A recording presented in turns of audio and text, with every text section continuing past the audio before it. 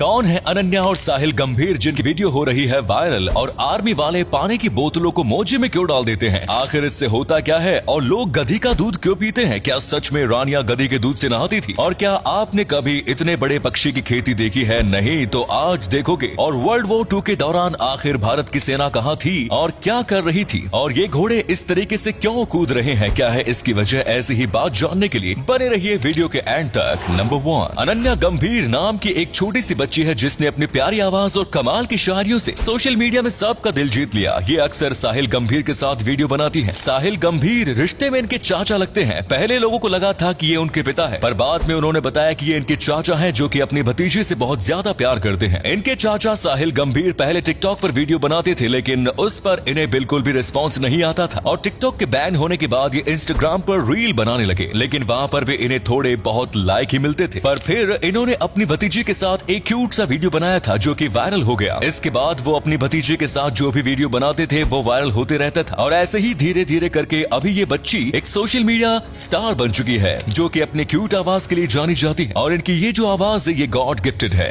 Number 2, दोस्तों पानी को ठंडा करने के कई तरीके हैं जो कि हम इस्तेमाल कर सकते हैं, जैसे कि फ्रिज और मटका, क्योंकि इसमें से एक न एक चीज हमारे घर पर जरूर मौजूद है। लेकिन वहीं पर आर्मी वालों की बात करें तो ना ही इन्हें फ्रिज की सुविधा मिलती है और ना ही मटके की। ऐसे में अगर वो किसी गर्म जगह पर हैं, तो वहाँ पर पानी को ठंडा रखना बहुत ज्यादा मुश्किल है, और इसमें वो खास तरीके की आर्मी ट्रिक का इस्तेमाल करते हैं। ये पानी को ठंडा रखने के लिए उसमें मोजे डाल देते हैं। जी हाँ, जो मोजे हम जूतों के साथ पहनते हैं उससे पानी भी ठंडा हो सकता है। दरअसल पहले ये उसे पानी में भिगो देते हैं, जिसके बाद उसके अंदर पानी की पूरी बोतल डाल देते हैं और उसे एक ऐसी जगह पर रखा जाता है जहाँ सूरज की रोशनी कम से कम आती हो, जिसके बाद कुछ ही देर में ये पानी काफी ज्यादा ठंडा हो जाता है। नंबर 3, आज तक आपने गाय, भैंस, बकरी, यहाँ तक कि ऊंट के दूध के बारे में भी सुना होगा, लेकिन आज हम आपको गधी के दूध के बारे में बताने वाले हैं। इटली जैसे कई देशों में गधी का दूध काफी ज्यादा निकाला जाता है, लेकिन ये बहुत ही ज्यादा महंगा होता है। वहीं पर गधी के दूध से बना पनीर दुनिया का सबसे ज्यादा महंगा पनीर होता है। माना जाता है कि गधी का दूध स्किन के लिए बहुत ज्यादा अच्छा होता है, और अगर इसे रोज पिया जाए तो उसकी त्वचा में चमक आएगी, और इसी वजह से पहले की कई रानियां गधी के दूध में नहाया करती थी। सबसे पहले इसके बारे में पता चलता है कि इजिप्ट की सबसे ज्यादा खूबसूरत मानी जाने वाली रानी क्लियोपैट्रा भी गधी के दूध से नहाती थी, और इसके कई सबूत भी मिले क्योंकि उसे अपनी त्वचा बहुत ही ज्यादा अच्छी रखनी थी। इसी के साथ गधी के दूध के और भी कई फायदे हैं। नंबर 4, वर्ल्ड वॉर 2 एक ऐसी लड़ाई थी जिसे मानव इतिहास की सबसे खतरनाक लड़ाई मानी जाती है। आपने जब भी इसके बारे में पढ़ा होगा तो आपने बस 3 देशों के बारे में ही सुना होगा, जापान, अमेरिका और ब्रिटेन। लेकिन क्या कभी आपने सोचा है वर्ल्ड वॉर 2 में भारत की क्या भूमिका थी? क्या भारत भी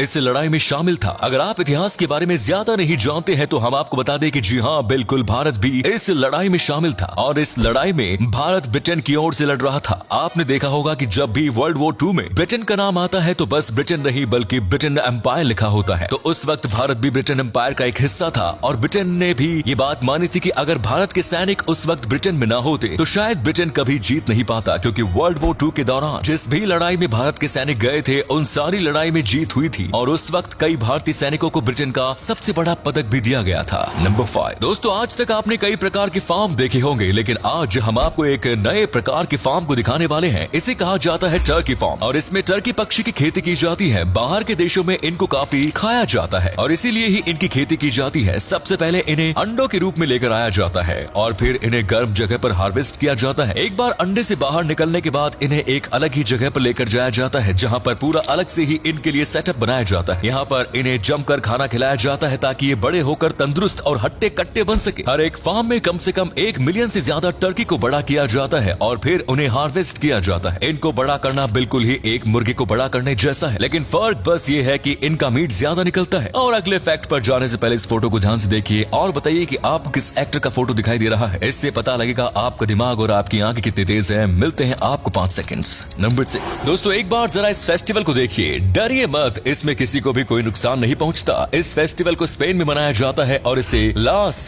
लुमिनेरियास फेस्टिवल कहा जाता है। ये फेस्टिवल अवीला प्रांत के सैन बार्टोलो में सेलिब्रेट किया जाता है। स्पेन के लोगों के लिए खास तरह का त्योहार है। ये त्योहार करीब 500 साल पुराना है। स्पेन में इसे शुद्धि का पर्व मानते हैं। फेस्टिवल के दौरान घुड़सवार अपने घोड़ों के साथ तेज लपटों वाली आग पर छलांग लगाते हैं। यहाँ के लोगों में लास ल्यूमिनरास पर्व को लेकर मान्यता है कि पशुओं के संरक्षक सेंट एंटनी घोड़ों को रोग मुक्त करते हैं। आग इन घोड़ों को शुद्ध कर देती है। 16 जनवरी को यानी कि हाल ही में मनाए गए लास ल्यूमिनरास त्योहार में 300 घुड़सवारों ने हिस्सा लिया था। लपटों से गुजरने के बाद भी कोई घोड़ा या घुड़सवार चोटिल नहीं हुआ। कोविड के कारण पिछले 2 साल से इस त्योहार को सेलिब्रेट नहीं किया जा रहा था, लेकिन अब यहाँ 80% लोगों को वैक्सीन लगने के बाद इस बार ये त्योहार उसी पुराने जोश के साथ मनाया गया है। नंबर 7, हाल ही में एक खबर आई थी जिसने सबको चौंका के रख दिया। दरअसल नासा बहुत सारे पुजारियों को काम पर रख रहा है। जी हाँ, और जब उनसे पूछा गया कि वो ऐसा क्यों कर रहे हैं तो उनका कहना था कि अगर कभी भी एलियन और ह्यूमंस का कांटेक्ट होता है, यानी कि सबको पता चलता है कि एलियन मौजूद है, तो तब सब कैसे रिएक्ट करेंगे और सबके धर्म के हिसाब से सब क्या कहेंगे। इसी बात को नासा जानना चाहता है और उसने इसीलिए ही पुजारियों को काम पर रखना शुरू किया। और उनका ये भी कहना है कि अगर हमने डायरेक्ट इंसानों से एलियंस को मिला दिया तो हो सकता है सारे इंसान डर कर कांपने लगे। इसीलिए हम देख रहे हैं कि इनके धर्म गुरु उन्हें किस तरीके से शांत करेंगे। ये सब सुनने के बाद लोगों को लगा कि कहीं नासा एलियन से तो नहीं मिलाने वाला। तो नासा ने कहा नहीं, फिलहाल उनका ऐसा कोई प्लान नहीं है क्योंकि उन्हें खुद एलियंस नहीं मिले हैं। नंबर 8, सबसे ज्यादा तेज भागने वाले जानवरों की बात करें तो उसमें चीता का नाम सबसे आगे आता है। लेकिन एक ऐसा रोबोट है जो कि चीता को भी भागने में हरा सकता है। ये रोबोट खुद चीता के ऊपर ही बना हुआ है। इसे बायोनिक रोबोट चीता कहा जाता है। ये इस वक्त 45 किलोमीटर पर आवर के स्पीड में भाग सकता है। आप कहोगे वैसे तो कई गाड़ियां भी इससे ज्यादा स्पीड में भाग सकती हैं, लेकिन फर्क ये है कि ये रोबोट बिल्कुल चीता की तरह 4 पैरों पर चलता है। साइंटिस्ट अभी इसे और भी ज्यादा चीता की तरह दिखाने की कोशिश कर रहे हैं और साथ में इसके मैकेनिकल पार्ट पर और भी ज्यादा रिसर्च और मेहनत कर रहे हैं क्योंकि